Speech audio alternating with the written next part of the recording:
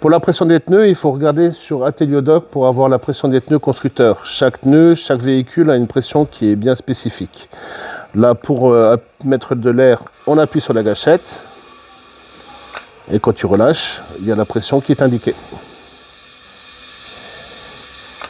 Donc là, Ateliodoc, il dit 2 bars. Donc j'aligne mon aiguille sur le 2 bars.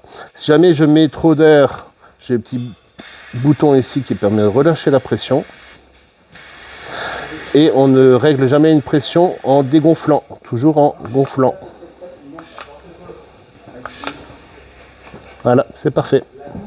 Sur la route de secours, tu mettras toujours un peu plus de pression.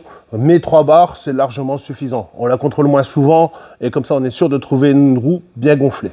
Pour mesurer la hauteur de gomme, tu vas utiliser un pied de profondeur. C'est quelque chose qui est très simple. Tu appuies là derrière et en fait, tu vois la tige qui avance ici et du coup, tu as la graduation qui est marquée là.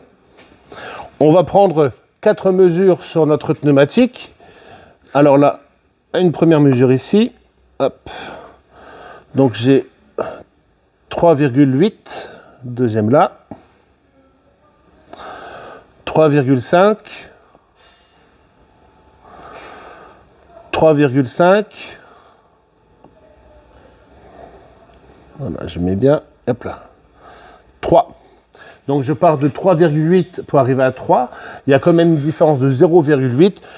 Il y a peut-être une géométrie à faire, un contrôle de parallélisme à faire sur ce véhicule. Donc on va marquer sur la feuille la mesure la plus faible, donc 3 mm. La loi nous oblige à avoir des pneus avec plus de 1,6 mm de gomme.